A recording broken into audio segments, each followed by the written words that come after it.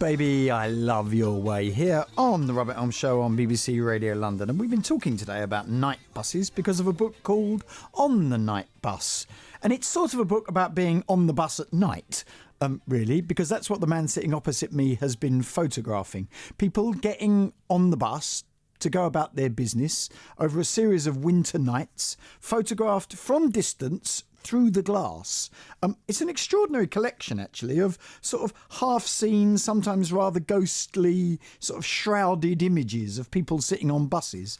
And it's the work of Nick Turpin, famed street photographer, who's here with us now. Nick, welcome to BBC Radio London. Thank you very much. Where did the idea for this book first come from? Were you standing waiting for a bus or something? I was sitting in a cafe waiting for somebody where I was living in East Dulwich, and it was a cold, wintry night.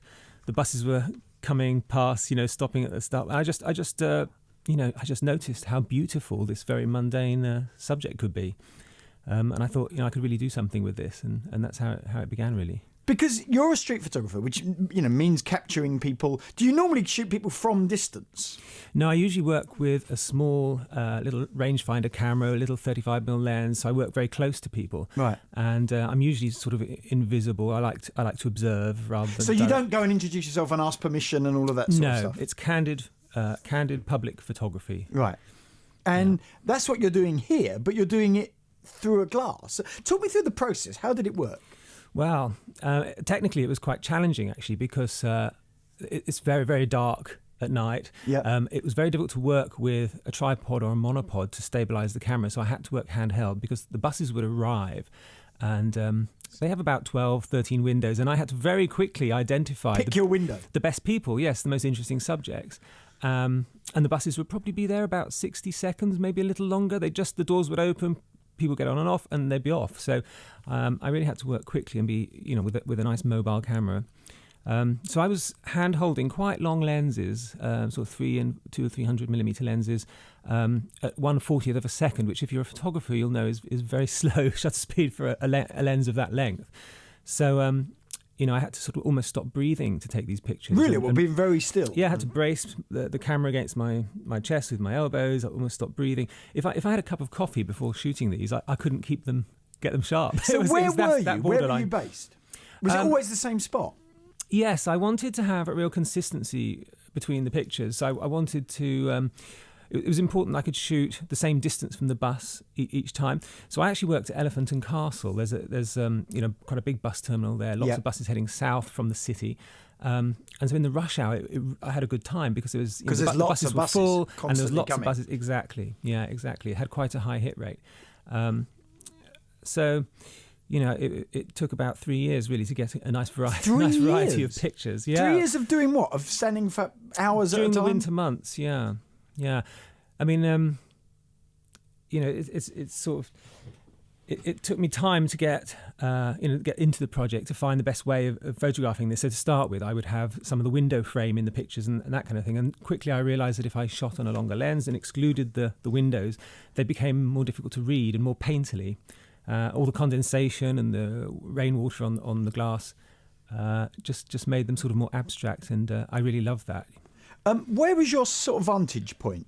Were you at bus level? Or yes, I was shooting into the top deck of the buses. So I was on a raised platform outside the shopping centre in Elephant. I literally stood under the Elephant. Did you have to go and get permission, or did you just rock up there every day? No, I turned up. I think in 3 years, a security guard spoke to me once, which was quite lucky. Yeah, and generally you get more, especially if you're working with a big lens and you look like a professional, like I did on this job.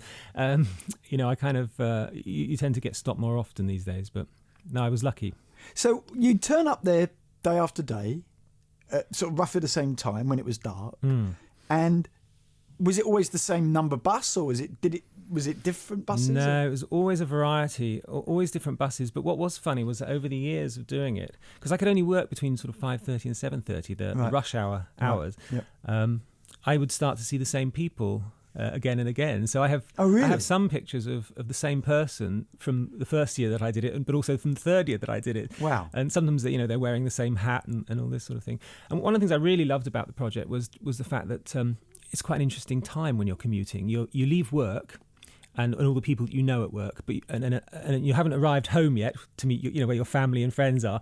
You're in this kind of in between space, a sort of a limbo. You are in a bit of a limbo, and I often felt like the pictures I was taking of these people were, kind of them in a slightly vulnerable in between position. They were almost quite honest. These people were not in acquaintance with anyone they knew. They were just in most people on transit. their own?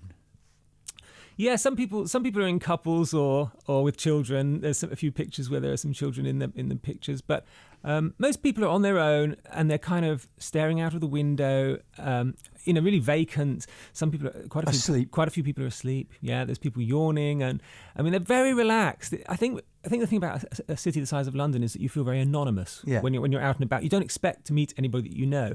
And I think your guard is kind of down when you're on the bus. You're just well, they're simultaneously, it seems to me, they're simultaneously people, but they're also kind of not. They're almost sort of ciphers, if that makes any sense whatsoever. They're kind of, there's an anonymity about them, isn't there? Partly because a lot of them are sort of slightly obscured or ghosted because of the windows and things. No, that's right. I mean, I think you can't very often tell the specifics of a person. They're like sort of out of focus visage. But you get a sense of, sometimes it's like the glow of a mobile phone light, or headphones exactly, or one lady's reading a book, and there's a nice picture of one guy who's leaning against the window. He's got his bag across his shoulders and he's got a shopping bag hanging on his wrist, like that's probably tonight's dinner, a kind of meal for one. And you can tell something about people's lives a little bit. You can infer a little bit. Also, because it's winter, I guess people are sort of shrouded, aren't they? Lots of them have got hats on or big coats. So again, if it would have been summer, it would have been a very different view, I guess. No, that's right. Yeah, it's true. They're all wrapped up.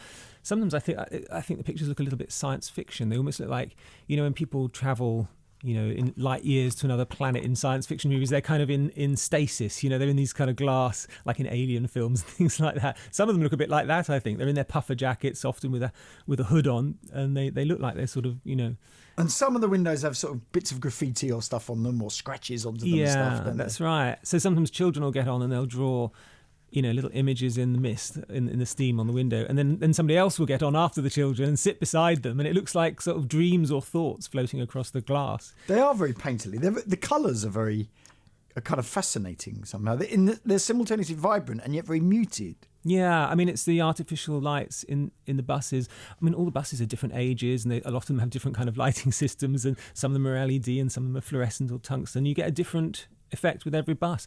And then also, sometimes you'd catch a light from like the brake lights of another bus that's passing and things like that. So I have some pictures where I took 6 or 7 frames of the same person, but in one frame on the contact sheet, there's a bright red light behind, which just makes it magical. Well, these are all digital.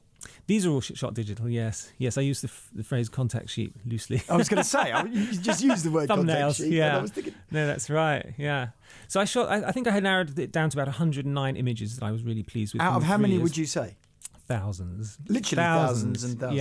Yeah. I mean, that's one of the nice things about digital. You can shoot a great deal and just go for it. If you think something might make a picture, take the pictures, and you can always decide when you're editing at your desk later. Had they agreed to do the book before you started the project, or were you working for years just sort of on spec? No, I do a lot of personal projects. I'm very interested in modern urban life, so all my projects are about how we live in a contemporary modern city. So. So I'm always working on personal projects. They're so important, whether you're a commercial photographer or not, to always be exploring and making new work. It's absolutely crucial. What's I don't know about legality is the right word, but what's the sort of legality stroke morality stroke of photographing people when they don't know they're being photographed?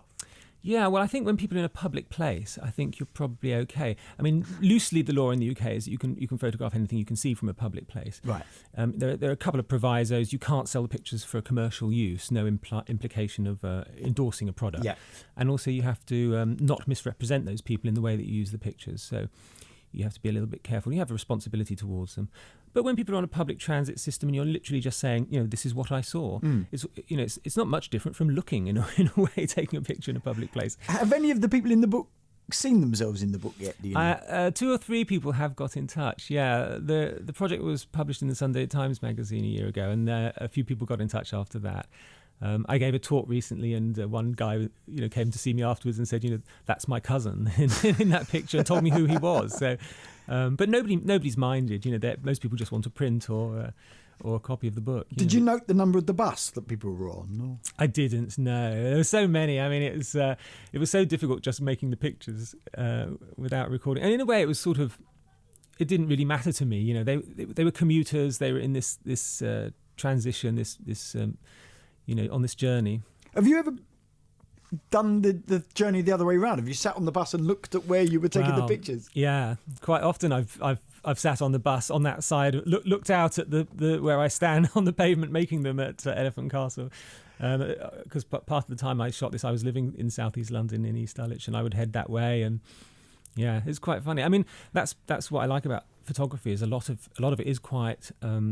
It's almost like a self-portrait, So I'm photographing people who live the kind of life that I lead. So the pictures tell me about myself as much as they do about because the other people. You give talks and stuff about street photography, don't you? I do. I'm a bit of an evangelist about street photography. I think there are very few ways that you can see how we live now. Photograph, very few uninterpreted ways. Not through the media.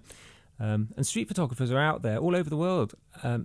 Shooting a wonderful candid record, an archive of life now, how all the little details of things, how we have our lunch out of a plastic triangle, a sandwich out of a triangle, and how we spend all our time with headphones in and our heads down, and all those sort of things are part of our time now.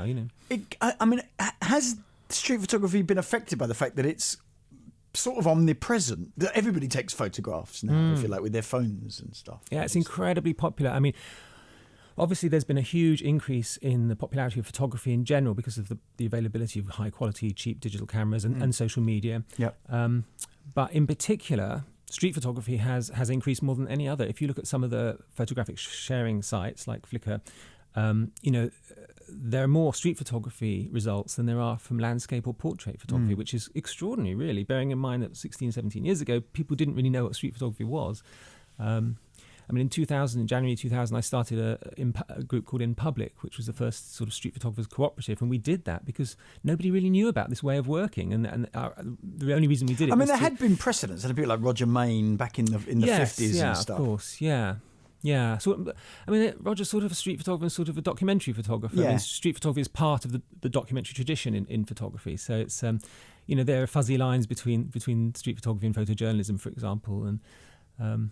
So it's not always quite clear where one starts and the other ends. Well, to me, there's almost fuzzy lines here between your photography and kind of painting, because they are very painterly, aren't they? They are very painterly, yeah. I mean, I used to go out on nights when it had been raining during the day, and when the temperatures were sort of in single figures, I knew I could get these lovely pictures. Was that when it was best? Yeah. And when the bus is full and everybody's breathing hard and it quickly steams up, and They were all in the warm. I was out in the cold and rain.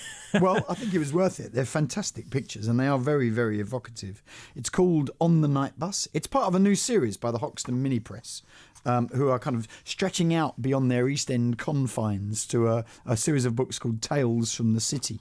And this is book 2 in that series. The first one was People of London. This one is On the Night Bus by Nick Turpin. Nick, thank you very, very much. Thank you. Heard your voice in quite a while.